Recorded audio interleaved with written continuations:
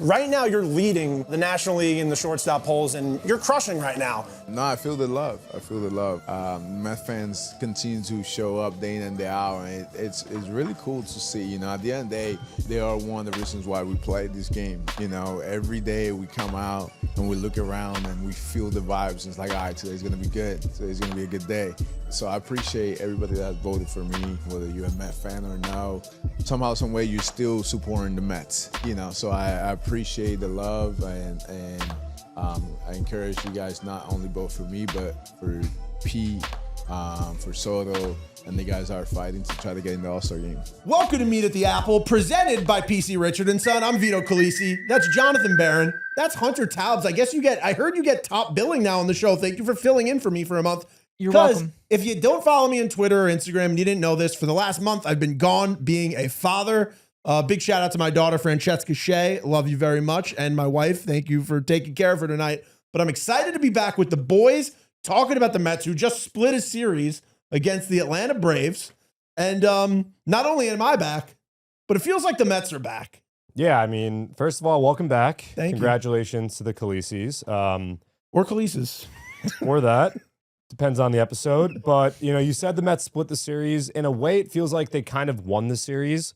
Mm-hmm. There was an energy in the ballpark on Wednesday and Thursday that it was a great resilient feeling in the stadium, both in the dugout, obviously, the guys. This is a team that has been through it before, has been knocked down before, knows how to forget and flush. We've talked to David Stearns. I always come back to what he has said to us many times when he has joined us on the show, which is win tonight. And the Mets had that mentality on Wednesday, and they had that mentality on Thursday. The crowd was incredible both nights, walking in the staircase both nights after the victories.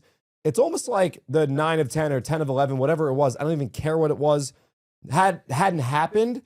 And I also kind of feel as if at this point, perhaps the worst is behind us. Perhaps every team goes through it. The Phillies lost 9 of 10. New York baseball was kind of sputtering out of control for a little bit. The Yankees were also sputtering. That's a great team that the Yankees have. Every team has the bump in the road. The Mets weathered the storm. They finished Thursday back in first place in the National League East. The Phillies scored 1 run against the Astros in their 3-game series. The Mets are going to Pittsburgh. They're not going to see Paul Skeens. The Phillies go to Atlanta. This Braves team, I know the record doesn't say it, but this is a good lineup. Acuna has done nothing but hit since he's come back. Matt Olson had a good series. Austin Riley, we know how good he can be. Marcell Ozuna, say what you want about whatever. He's a good hitter as well. What? I mean, it's true. So, you know, to split the series, obviously no Chris Sale. That's fortunate. A lot of positives. Even in the games, Well, the Mets Braves didn't decided win. to sacrifice him to the gods to win a June game against the Mets. Well, I mean, look, he went, you know what, to the wall in the 9th inning in a game that was probably in hand, and I bet you he regrets the decision to dive off the mound the way he did.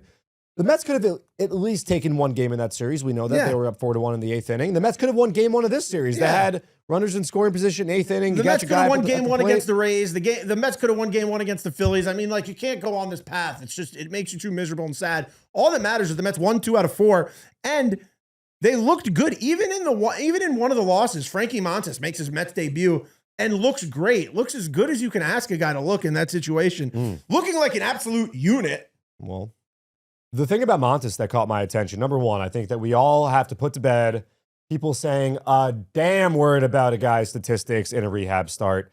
These guys aren't out there to hang stats. These guys are out there to feel good, leave the game feeling good, be confident in their stuff. Montas comes back after everyone's panicking about what he was doing in AAA, throws 5 scoreless innings, and I took a look at the 4-seam fastball. He held opponents to 0 for 6 with that pitch, and he was throwing that pitch a tick harder than he did all last year. 2 years ago, he was throwing that pitch like 94. He was over 96 on Tuesday night with that pitch. So we know Griffin Canning suffers the injury on Thursday.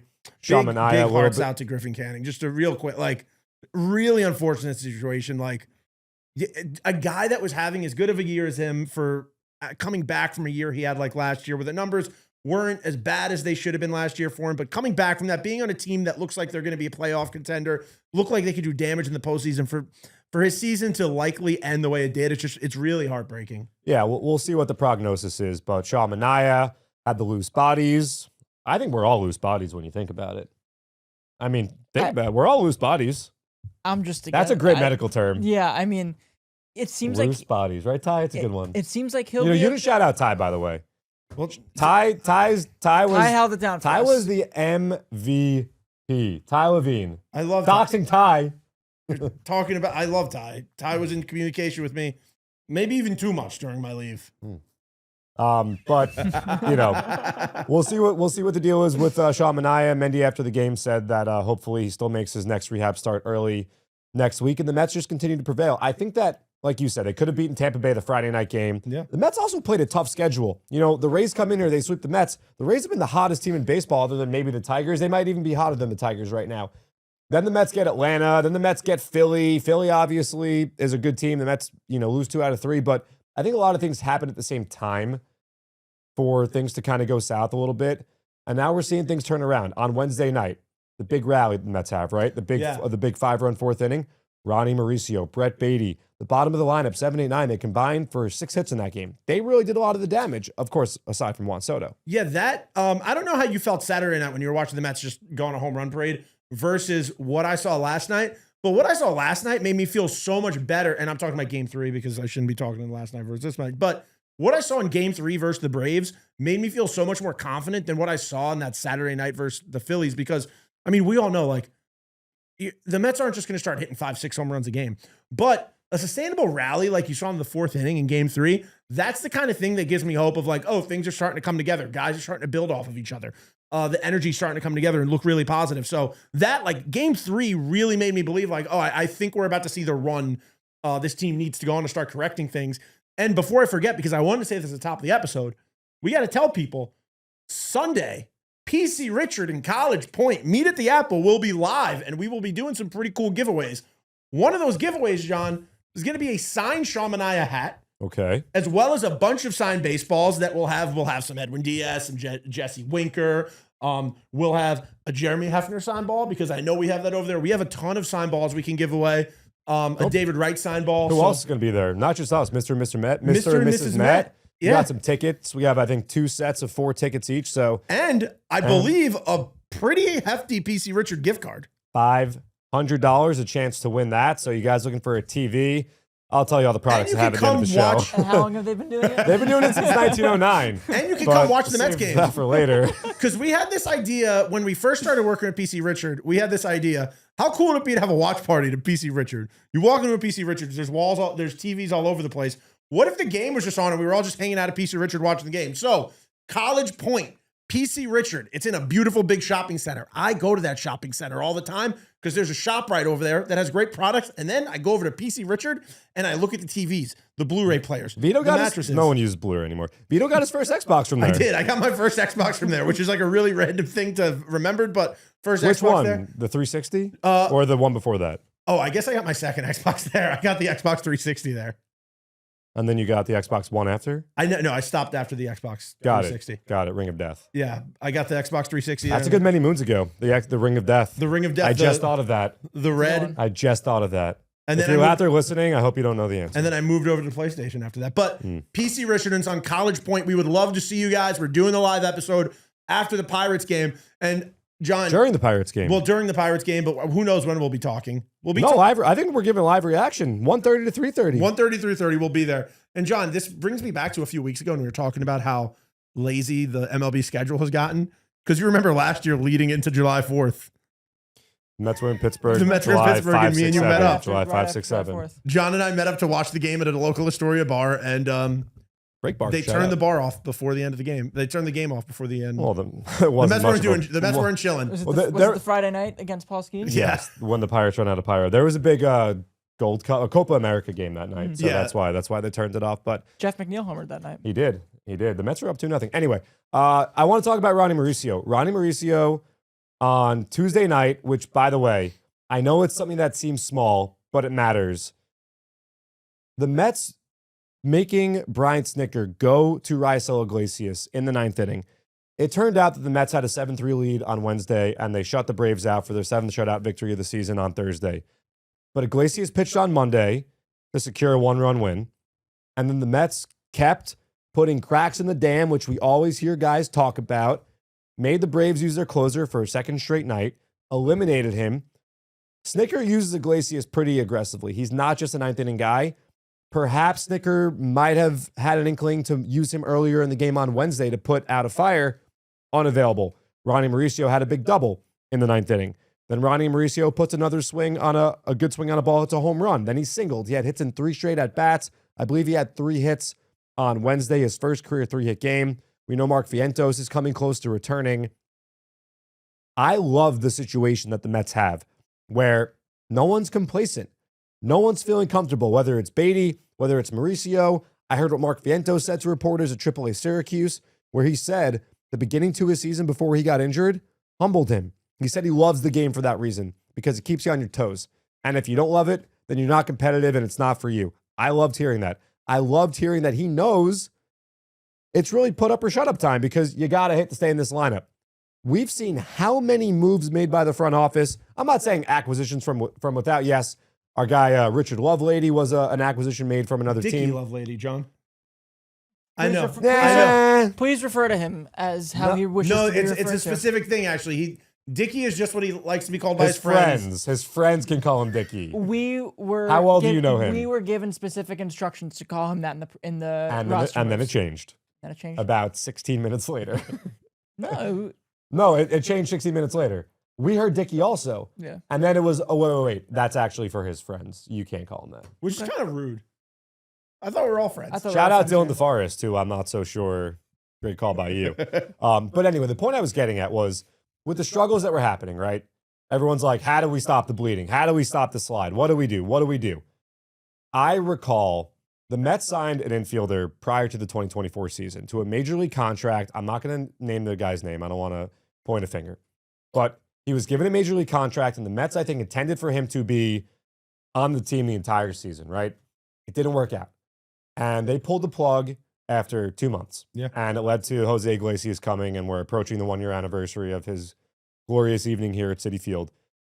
But the Mets made that move and never looked back.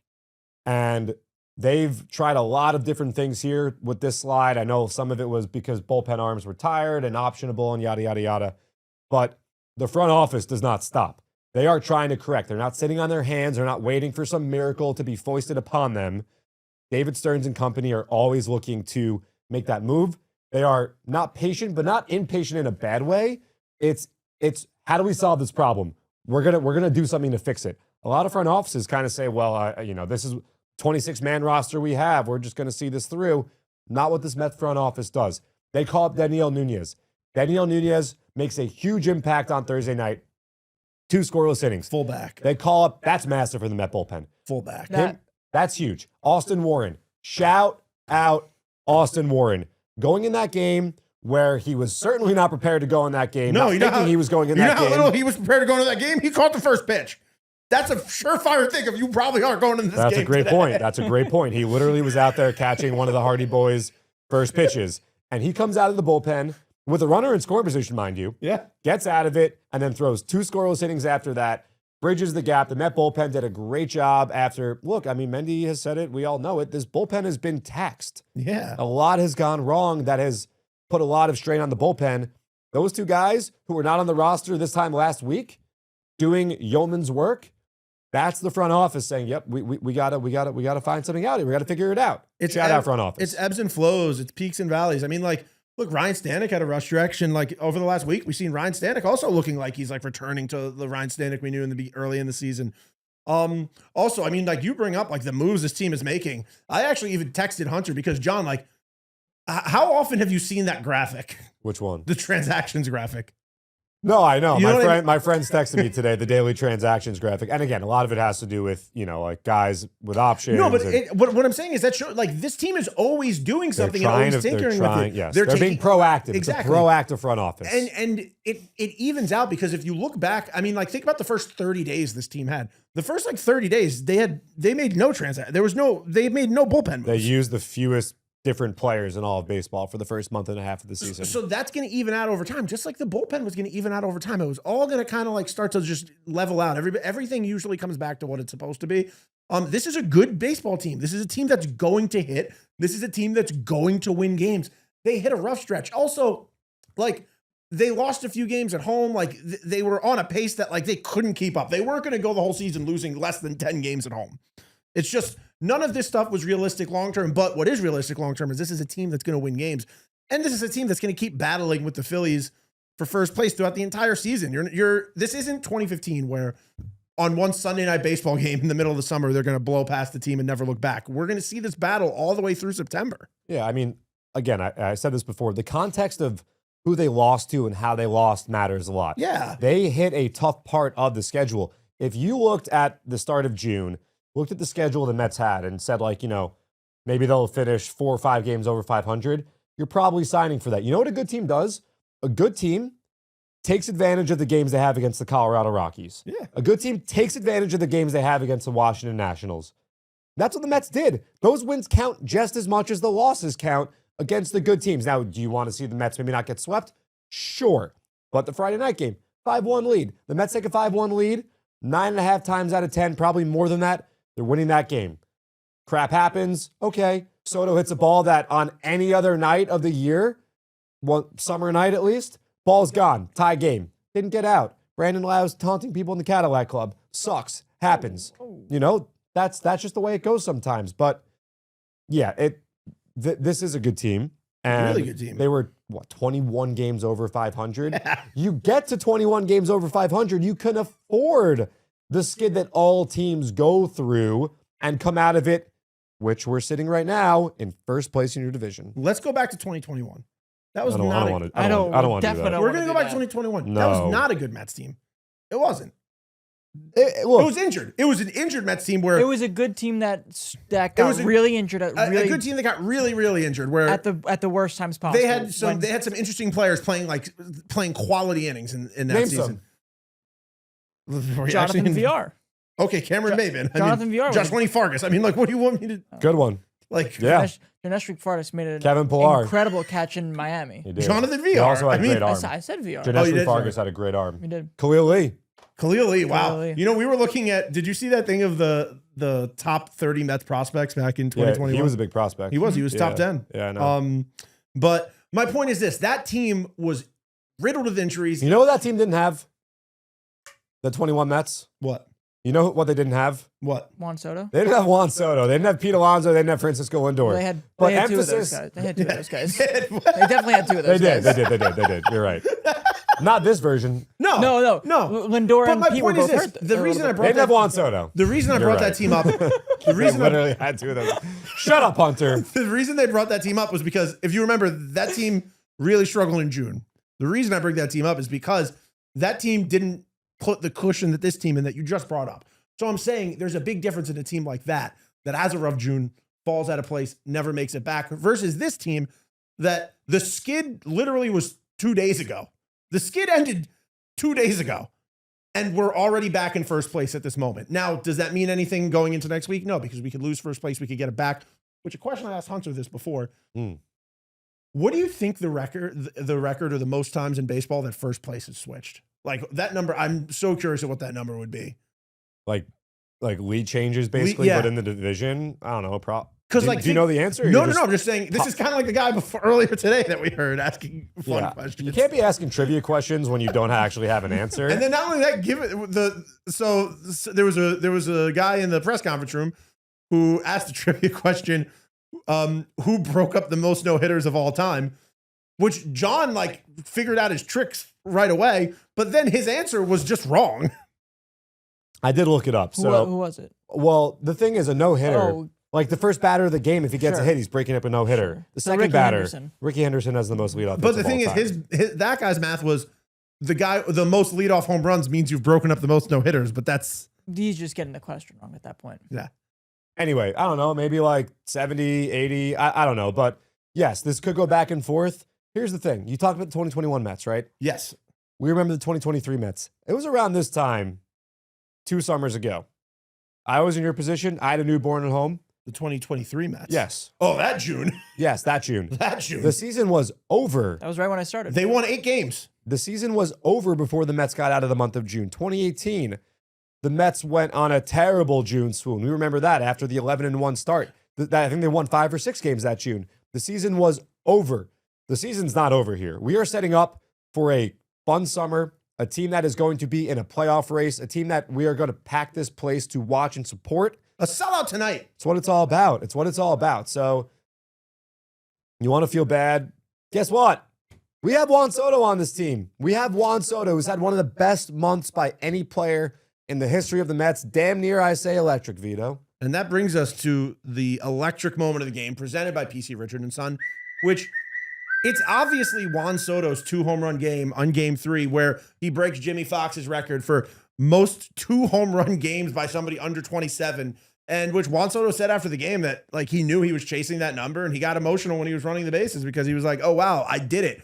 And Juan Soto just, what a series. And I'm going to go back to game 2. Mm-hmm. Juan Soto struck out in a big moment where like I'm bringing up that moment because that was a moment where I was watching Juan Soto and I was like, I don't think I've seen Juan Soto look as confident and as locked in and as like, oh, this is the guy as he did in that moment. And like, sometimes you just get beat. What I love about Juan Soto is he got beat in that moment. And Juan Soto, like, he's got that goldfish mentality. He's got that, what happens in one moment doesn't affect my next at bat. And then he comes out the next night and he just hits 2 home runs. I mean, Juan Soto is the guy that we all hoped he was going to be. And he's the guy that Carlos Mendoza said it. We've said it all season. We said it in spring training. Every time Juan Soto's up at bat, it's an event. It's a show. Yeah, I said that at Mets house back in March. I said preseason. That's what I said. Soto is he's the guy. How locked in did he look in that at bat, dude? He did. He was shuffling. It looked like ALCS Game 5, but that's because he's that guy. There's a reason why that athletic poll happened where I guess players are polled on pitchers were polled who's the last guy you'd want to face in Game 7 of the World Series, 9th inning, whatever the circumstances were. And that was before. That was during before he really got hot. And you know who else got named in that? If you looked at the fine print when they put people who got at least one mention, Brandon Nimmo. Interesting. Yeah, I mean, he is who he is for a reason. You know, I think he's underpaid. The value that he provides a team, he's always on base. I was listening for some reason to Sports Talk Radio on Thursday, and I was hearing chatter about his batting average. And it's just such a one-dimensional way to evaluate what the guy does, because the on-base percentage is a hair under 400. All he does is get on base. We were talking after the Rockies series where he was getting on base with like a 600-700 clip.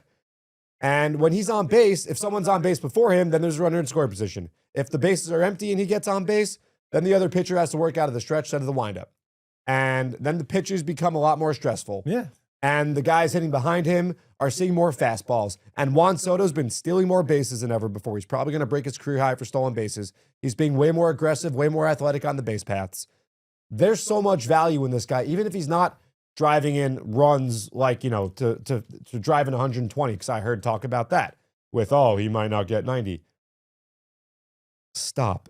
Just stop. The value that he brings. He made a really nice catch on Wednesday. The fans are chanting, Soto, Soto.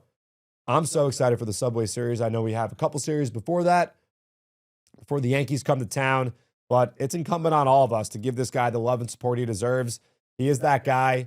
And it's just so much fun to watch him. And to see him spray the ball all over the place. The home run he hit on Monday, left center field, gets the Mets right back in the game, injects energy in Citi Field. The 2 homers on Wednesday night. The pumped up look he gave the dugout going up the first base line. He's just, like you said, he's must-watch stuff. Don't go to the concession stand. Where are you going, Hunter? Oh, bye. I was waiting for you to finish so I could say Hunter has to head out. I got too much stuff to say about Soto. Hunter's got to hit the railroad. Bye, Hunter. Long Island Railroad guy. What line do you take? Ronkonkoma? Oh, Port Washington. Good town.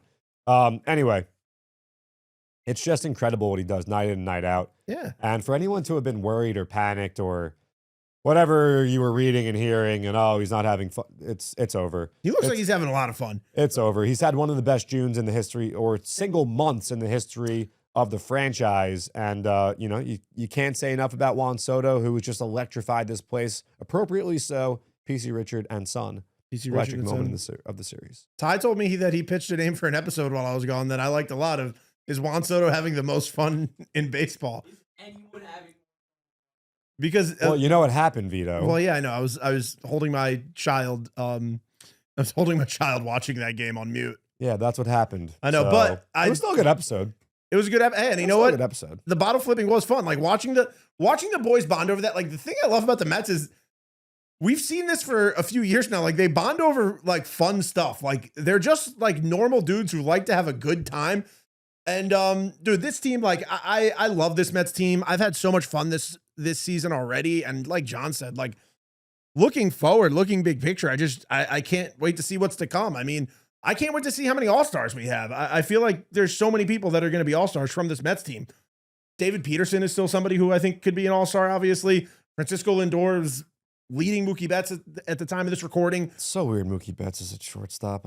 I'll never wrap my head around it. It doesn't make sense to me. Yeah, it's anyway, it doesn't matter, but it's just weird.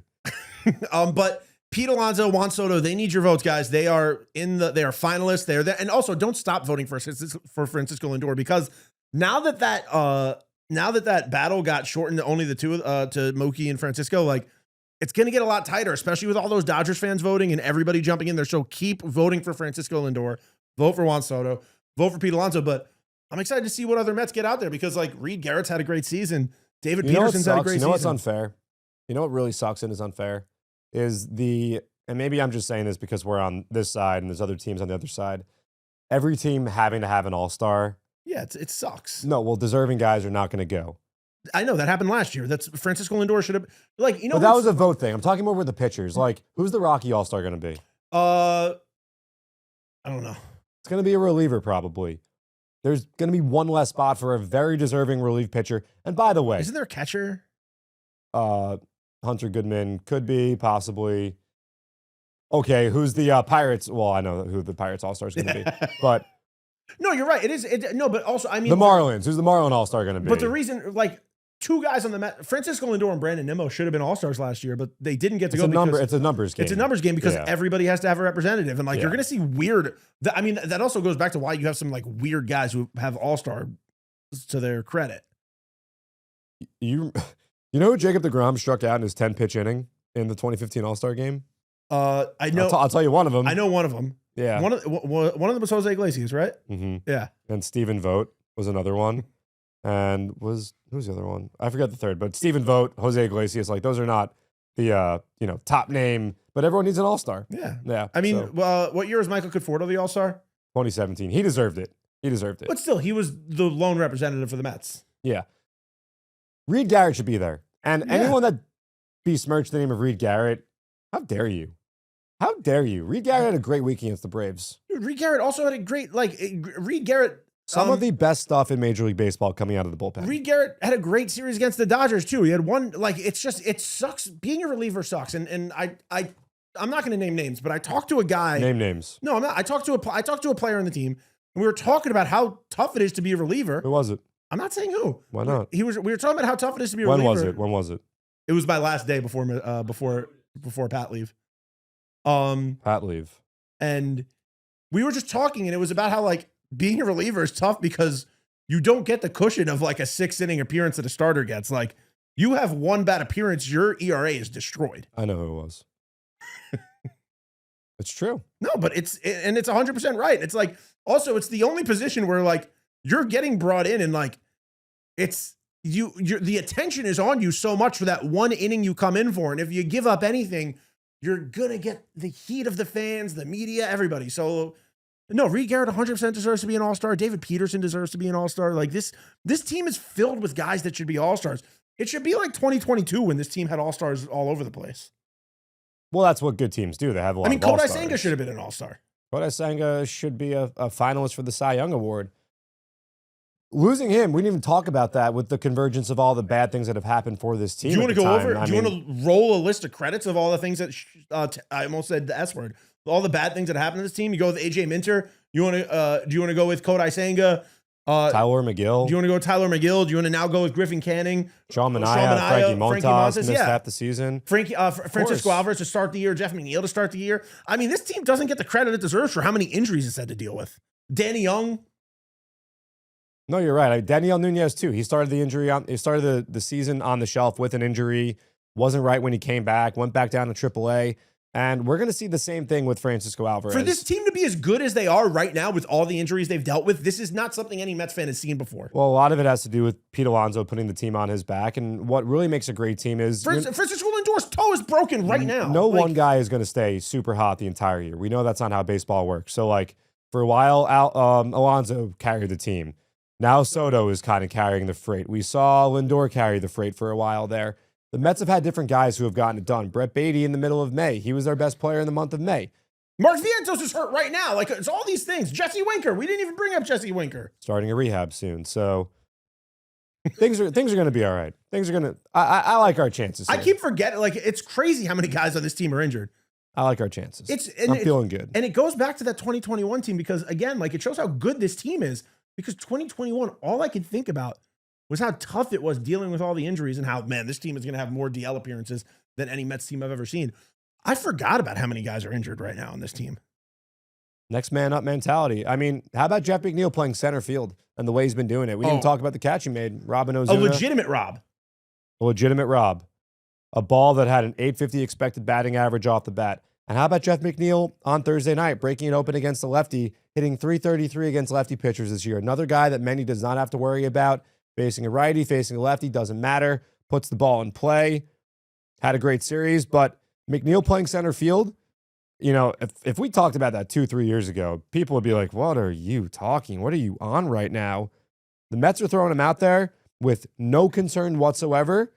And the play he made, it was also like perfect. You saw him lining it up. It looked like out of MLB The Show where you use the joystick to scale the wall. Yeah. He just had a beat on it and he got ready for his leap and he just timed it perfectly. Such an athletic play. For him to be able to be out there so the Mets can get his bat in the lineup, have Mauricio and Beatty also be able to play, massive. And for them to be able to trust Jeff to do a good job like that in center field, you love that. So shout out Jeff McNeil for that incredible catch. And you know what? Like, I love when the Mets go into like kind of like defensive alignment win mode. And right now, the outfield they have when it is defensive alignment mode of Travis Jankowski and Tyrone Taylor in the outfield with Juan Soto in the corner. I love that in like what we called last year, we call it victory mode when they put Luis Angel Acuña in second and they would put Jose Iglesias at third and then they would start shifting everything for defense mode. Like today, seeing that, also loved the lineup today. I loved Nimmo DH, Jeff left field, Tyrone center field. Like this team just has so many guys you could move around and at different spots and just feel confident. So, and you know what? I think we're going to end this episode soon, but one guy I want to bring up, an interview we're going to have with Francisco Lindor is coming up. But Francisco Lindor, game 3, just hard outs that were just killing, like the Michael Harris home run grab. Francisco Lindor hits it to the farthest part of the ballpark. Did he rob him? I was getting ready for fireworks. I missed it. It was literally right in front of the apple, so I did not see it. He robbed him. I mean, like it literally. He jumped? Yeah, he jumped. Oh, I didn't see that. Oh, dude, yeah. I was blocked by the apple. I couldn't see it. Oh, yeah, it was brutal. It was coming right at me, and I was like, oh, this is going to hit the apple. And then I just heard like the aw from the crowd, but I didn't see what happened. No, it was a legitimate rob. I didn't know that. It's the first time I'm hearing this. And Francisco Lindor also, just the defense in game 3 was top notch. And it's showing you that toe is looking better and better as the days go by. Francisco Lindor is a good hit today, and it's just these pieces are coming together. You know who we could thank for the toe feeling better? That's why I brought it up. Our friends at New Balance, because they gave him a special cleat. But he'll bring that up. He'll bring that up. A little teaser. A little teaser. sprinkle. You want to find out why Francisco Lindor is good? You're going to listen to this interview with Francisco Lindor, Matt Nuzzo from New Balance, where John and I got to do it at Mets House for Mets House final day, which was cool because we were there for day 2. We were there for the final day. But we did this interview with Francisco Lindor and Matt Nuzzo from New Balance. Talked to Francisco Lindor about the shoe and just really like how much effort Francisco puts into this shoe, because this isn't just some run-of-the-mill sneaker deal where they just show Francisco a sneaker and go, hey, this look good. Could you sign off on it? Like before, like behind the curtain, before we started this interview, we said to Lindor, hey, just a heads up, this is some of the stuff we're going to talk about. He went, I really, really want to make sure we talk about how much effort is put into the soles of these shoes, how much effort is put into every single piece, what we do, the testing we do. Like Francisco Lindor literally like said to us, I want to make sure we're hitting everything that is put into the shoe because he takes it so seriously. And you'll hear that in this interview. All right, everybody. Welcome to a live podcast where I'm Vito Calisi. That's Jonathan Barron with the host of Meet at the Apple. And we're here with Francisco Lindor and Matt Nuzzo from New Balance, but we were told to call you Nuzzo for short, right? It's all good. I'll answer to you. And we're here today to talk about Francisco Lindor, the Francisco Lindor collection, which I'm lucky enough to be wearing right now. I know a lot of people today are getting the brand new ones that dropped today.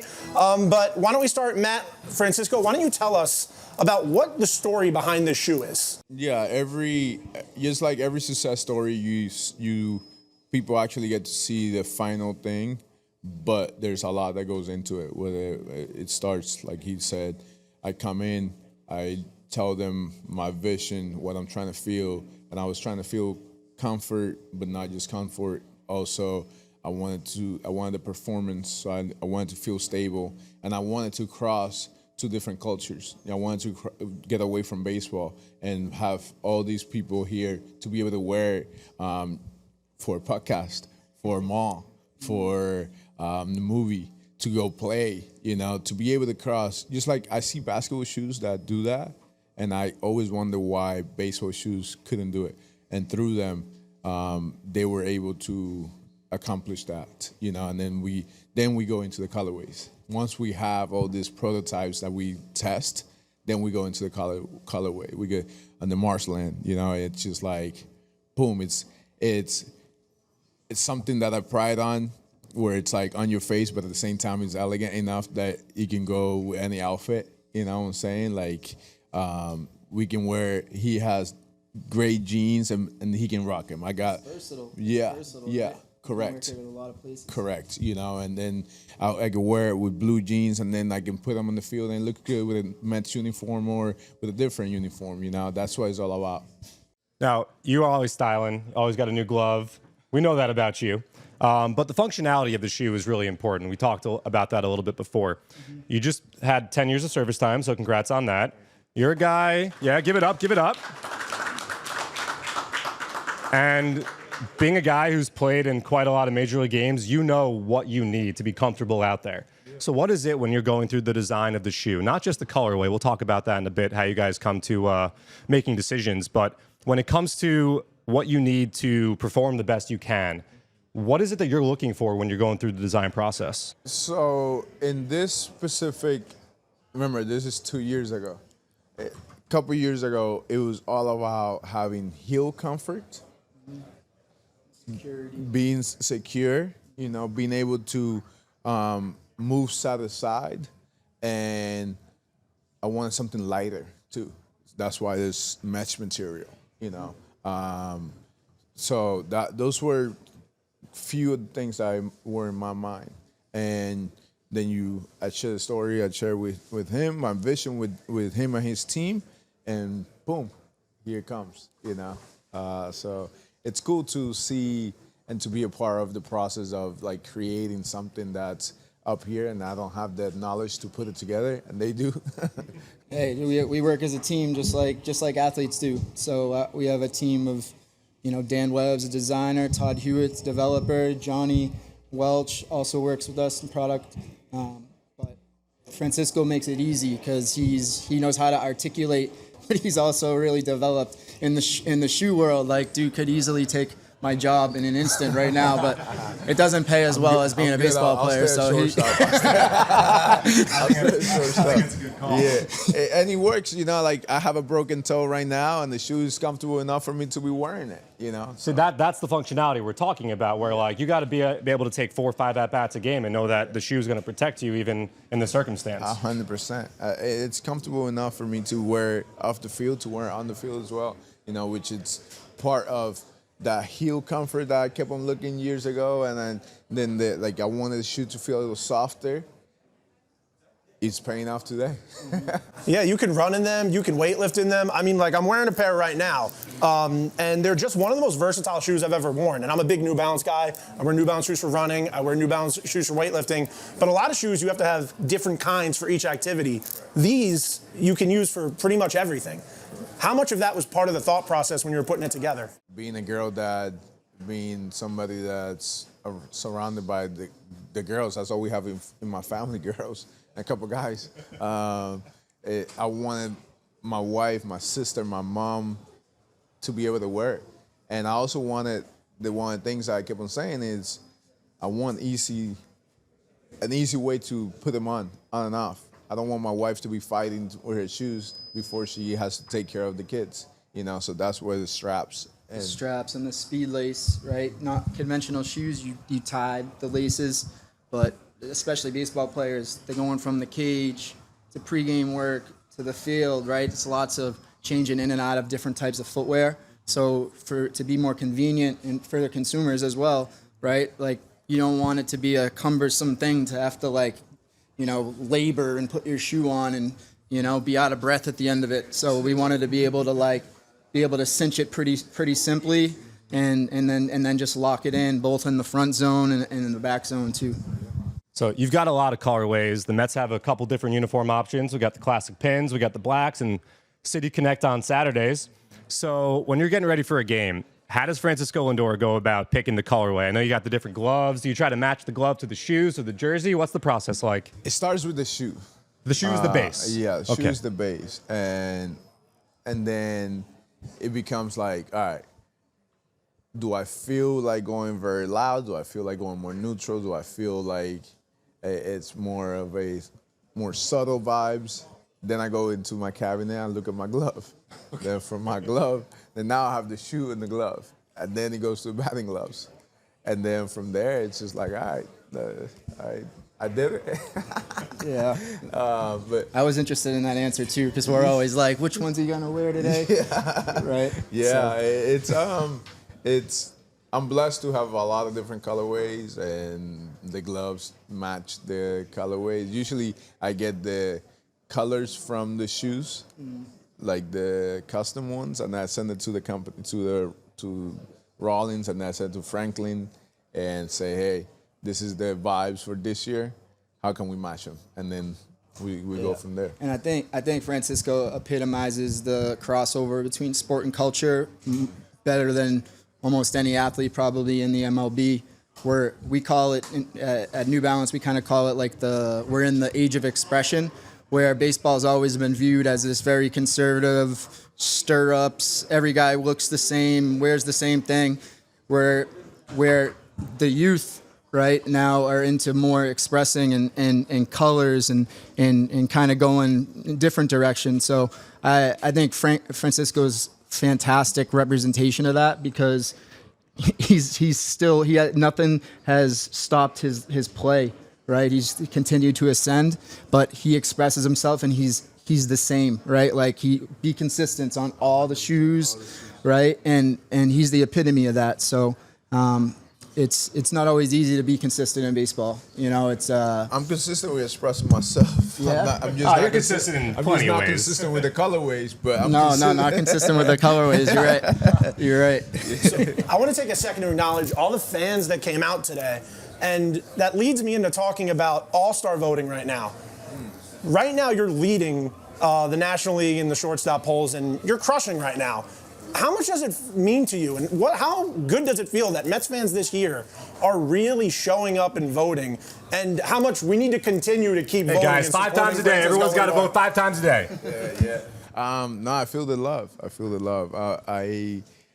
Mets fans continue to show up day in and day out, and it's really cool to see. You know, at the end of the day, they are one of the reasons why we play this game. You know, every day we come out and we look around and we feel the vibes. It's like, all right, today's gonna be good. Today's gonna be a good day. So I appreciate everybody that has voted for me, whether you're a Met fan or no. Somehow, some way, you're still supporting the Mets. You know, so I appreciate the love, and I encourage you guys not only vote for me, but for Pete, for Soto, and the guys that are fighting to try to get in the All-Star game. Now, you obviously belong there, and you're four-time All-Star to this point. This will be the first time as a Met. We got to do our jobs. Have you thought about a plan for what you're going to be wearing out there in Atlanta in the Midsummer Classic? Is there a potential special surprise, whether it be New Balance or a glove or something that you got cooking? Well, I don't plan on designing stuff before I get to the All-Star game. Okay. So then the pressure is on. Oh, it's all on Matt. Yeah, perfect. That's why he's the senior product manager of New Balance. Yeah, wait till the very last minute. We'll be good. I'll be on a plane back to the factory overseas. Yeah. Has that happened before where Francisco's hit you up and been like, hey, dude, like, I got a special event coming up. I need something pretty quick. Yeah, he's been he's been good more recently, like with giving us a heads up on all the different milestones and holidays that we want to celebrate. But there is stuff that comes up that like we can try to fast track stuff for him, no doubt. Like we want to be good partners to him. We always talk about the athletes that we sign to be great partners, not sponsors, right? Like where we want to service them and make sure they get everything they need. And New Balance is a family, to be quite honest, and that's one of the reasons why I signed with them.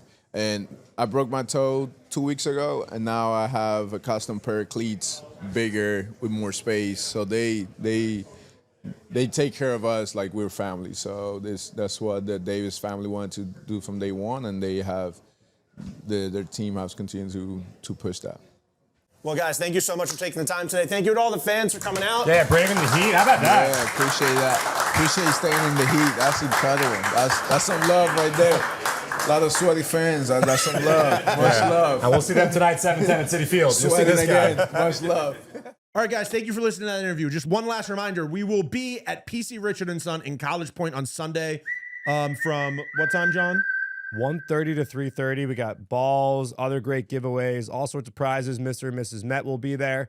And you want to get there because PC Richard & Son, they've got the best, the friendliest, the most knowledgeable sales staff. You guys will see all the products they have there. TVs, mattresses, appliances, video game systems, sound speakers. We'll be using some of them and so much more. And they've got the absolute best prices. They will help you out. PC Richard & Son, this the College Point location. They got locations all over the place. So make sure you get out there. They've been doing it since 1909, Vito. We've been doing this since about 10, 15, perhaps. A lot to break. No, maybe not that one. Maybe How long is this episode, Ty? nah, not 10, 15. Oh, that's not bad. We haven't been We've doing done it worse. as long as PC I Richard. haven't been here in a month. I had a lot to say. Yes. But and guys, I didn't say this at the top of the episode, but I'm going to say it now. Give us a subscription on Apple, Spotify, wherever you get your podcast. Please rate, review the podcast. Before I left, I said at the beginning of every episode, you guys started reviewing, giving us those 5 stars, giving us those reviews. It goes such a long way. Please rate, review, subscribe. I'm on Twitter at Vito F. Khaleesi. John is at JMB9191. Again, big thank you guys for holding down the fort while I was not in. Thank you to Hunter. Thank you to Ty. Thank you for John. And I'm glad to be back, and I'm glad to talk to all you guys. And I hope to see you all on Sunday.